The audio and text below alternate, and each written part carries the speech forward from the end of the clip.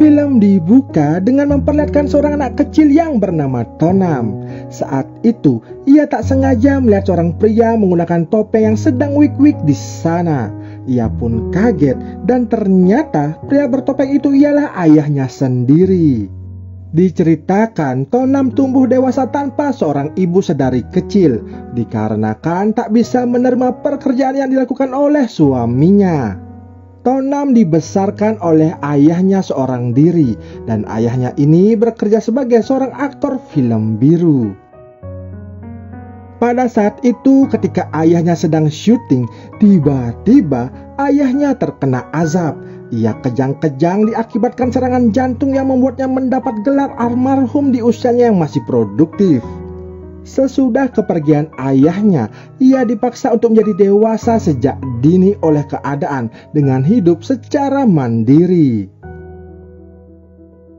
Keesokan harinya Tonam mendapatkan sebuah paket yang sangat misterius dan tak tahu siapa yang mengirimnya. Ia pun membawa paket tersebut masuk ke dalam rumahnya dan langsung mengunboxingnya di sana. Dan setelah ia membuka paket itu, ternyata isinya adalah sebuah robot wanita yang sangat cantik sekali. Karena Tonam panik dan merasa ketakutan, ia pun kabur dan berlari keluar dari rumahnya. Tapi tiba-tiba muncul seorang pria tua yang menghadangnya. Ternyata ia adalah profesor si perancang robot cantik tersebut. Profesor itu pun membantu Tonam untuk mengendalikan robot cantik itu dengan kode umami. Dan akhirnya robot itu pun bisa dikendalikan oleh Tonam. Diceritakan robot ini merupakan hasil investasi ayahnya saat itu bareng si profesor, guna membantu memenuhi kebutuhan jasmani para single parent di seluruh dunia. Tapi karena ayahnya sudah is dead, maka Tonam yang akan menjadi kelinci percobaan si robot. Jika Tonam tidak mau, maka ia akan didenda dengan nominal $50 juta. Jadi mau harus mau, ia pun harus menerima robot itu bersamanya. Dan robot tersebut bernama Anna. Lalu sedikit demi sedikit, Tonam pun mempelajari cara kerja robot itu melalui buku panduan yang ada di sana. Dimulai dari merubah pit suara hingga pengecekan sisa daya baterai dari si Anna ini. Ia kemudian mencoba-coba memerintahkan si Anna bergerak ke sana kemari. Tapi setelah banyaknya beraktivitas, daya baterai Anna pun akhirnya habis. Karena tak mau berpikir panjang dan sudah waktunya berangkat sekolah, Tonam akhirnya bergegas pergi meninggalkannya. Lalu tiba-tiba datanglah si profesor lagi dan mengecek serta memodifikasi robot Anna tersebut. Ia memasang sebuah kamera sensorik pada Anna tanpa sepengetahuan dari Tonam. Ia juga menambahkan daya baterai Anna agar bisa bertahan lebih lama lagi saat beraktivitas. Sesudah itu, si profesor meminta Anna untuk menyusul Tonam ke sekolahnya, guna menjaganya dari segala macam hal yang membahayakannya. Di sekolah, Tonam pun terlihat sangat stres akan kejadian-kejadian yang ia alami sebelumnya. Bahkan omongan temannya yang bernama Lisa ini tak didengar oleh Tonam. Tak lama kemudian Anna pun tiba di sana dan langsung mendekati Tonam. Kedua temannya sangat terpesona melihat kedatangan dari Anna. Mereka tidak mengetahui jika Anna ini ialah sebuah robot. Di sana Tonam mengatakan jika Anna ialah adiknya yang baru datang dari desa. Pada akhirnya, karena masalah Tonam semakin bertambah karena kedatangan anak ke sekolah, ia pun memilih untuk balik pulang ke rumahnya. Setelah sampai di rumah, Tonam pun bertanya kepada Anna apa tujuan sebenarnya ia seharian ini mengikutinya. Anna hanya menjawab jika dirinya disetting untuk membantu Tonam dan bersedia melayani Tonam. Anna pun tak sungkan-sungkan membuka segitiga bermudanya. Namun Tonam yang belum terbiasa melihat hal itu menjadi pelangap-pelongo terkesima melihatnya. Lantas Lisa yang diam-diam datang ke rumahnya tak sengaja juga melihat dan ikut terkesima. Karena tak mau terjadi salah paham antara Anna dan Tonam, ia pun menjelaskan pada Lisa jika sebenarnya Anna adalah sebuah robot. Yang sejujurnya, Tonam merasa terganggu atas kehadirannya. Lisa yang penasaran dengan Anna, ia pun berusaha memegang gunung Himalayanya.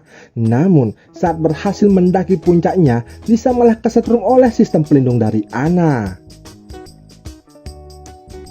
Singkat cerita, pada malam harinya Ana yang hendak ikut tidur mulai memaksa Tonam untuk diajaknya bermain. Tonam yang tidak mau dan masih ting-ting ini pun akhirnya berteriak. Hal itu pun membuat si profesor gregetan dikarenakan uji coba pada robotnya itu belum juga selesai-selesai. Tak pantang menyerah, lalu profesor itu memiliki ide yang sangat cemerlang. Ia langsung membuka aplikasi ijo-ijo dan menelepon seseorang yang dikirim ke rumah si Tonam. Tugasnya nanti agar bisa membuat Tonam menjadi pria dewasa dalam waktu sekejap. Tanpa banyak basa-basi, wanita itu langsung meluncur ke TKP dengan pesona seperti seorang model. Setelah sampai di rumah Tonam, wanita itu langsung melancarkan misinya. Awalnya ia mengaku sebagai teman dekat dari ayahnya itu. Ia juga meminta izin kepada Tonam untuk tinggal sementara waktu di rumahnya guna mengobati kerinduan pada ayahnya si Tonam. Namun tiba-tiba Ana yang sudah diprogram untuk menjaga Tonam menampar wanita itu sampai salah urat. Tak kuat terima misi tersebut, dalam posisi kepala sengkok, wanita itu pun pamit pergi dari rumahnya Tonam. Sesudah itu, datanglah Lisa untuk mengajaknya berangkat sekolah bersama-sama.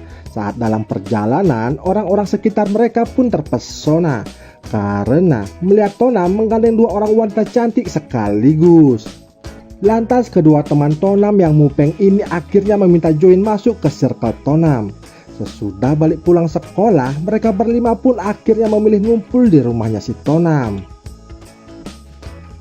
Di sana akhirnya teman-temannya mengetahui jika pekerjaan ayahnya Tonam adalah seorang aktor yang sangat terkenal. Mereka pun saling mengobrol dan di sana Tonam akhirnya jujur ke teman-temannya yang lain jika anak ini adalah sebuah robot dan bukanlah adiknya. Saat akan tidur, Ana kembali datang dan mengganggunya. Tonam curhat jika ia sedang tak ingin diganggu. Ia hanya ingin kehadiran sosok orang tuanya sekarang, dikarenakan ia tak pernah merasakan kasih sayang orang tua hingga saat ini. Ana pun mulai serius mendengar curhatan dari Tonam dan berusaha untuk menenangkannya. Dan disinilah awal tumbuhnya perasaan Tonam terhadap si Ana. Keesokan harinya, Tonam dan teman-temannya berkumpul kembali dan mencari tahu apa yang sebenarnya terjadi. Dari kematian ayahnya Tonam hingga peninggalan Ana yang tiba-tiba diberikan padanya. Namun, di sana Lisa memiliki niatan yang sangat busuk. Ia akan menumpahkan cairan di lantai agar Ana terjatuh pada saat itu. Tak berselang lama, mereka bertiga pun terjatuh dan menimpa Ana hingga membuatnya menjadi error dan mengalami kerusakan sistem. Tonam pun akhirnya panik dan langsung menelpon si profesor untuk melaporkan kejadian tersebut. Lalu profesor pun menyuruh Tonam untuk mereset ulang sistem dari Ana. Dan beruntungnya Ana bisa aktif secara optimal kembali dan sadar dari kerusakannya. Suasana pun menjadi canggung. Tonam akhirnya bercerita mengenai masa lalunya jika ia selalu diputus sepihak oleh cewek yang ia sukai. Ana di sana sangat mengerti perasaan dari Tonam. Mereka pun merasa saling nyaman satu sama lainnya. Selain itu, mereka pun semakin dekat hingga Tonam menjadi terbiasa dengan kehadiran Ana di sisinya. Singkat cerita, esok harinya Tonam bersama teman-temannya kembali berkumpul. Tapi ternyata masing-masing dari mereka ini memiliki rencana yang sangat licik. Mereka sengaja mengajak party minum-minum temulawak pada saat itu. Tujuan mereka ialah membuat Tonam dan Ana hamsyong karena kebanyakan minum. Tentunya Tonam mulai tidak sadarkan diri. Rencana mereka pun berjalan dengan baik. Dan Lisa bisa mengajak Tonam untuk mengulek-ngulek bersama. Sedangkan Ana yang diberikan sirup leci oleh teman-temannya yang lain, bukannya hamsyong, si Ana malah konslet dan sistem pengamannya otomatis berbunyi, yang membuat si profesor panik dan langsung menelpon Tonam. Langsung Tonam pun bergegas menemui Ana.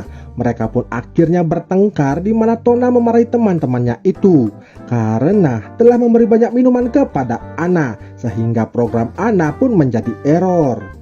Namun Ana pun tiba-tiba terbangun.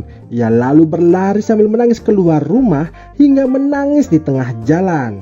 Dari arah belakang tiba-tiba muncul mobil yang menabraknya. Menurut si profesor, sistem Ana tidak akan bisa beroperasi kembali dan Tonam sudah tidak bisa menjaga peninggalan dari ayahnya itu dengan baik. Ia juga akan dikenai denda karena belum sempurna menjadi kelinci percobaan dari robot tersebut.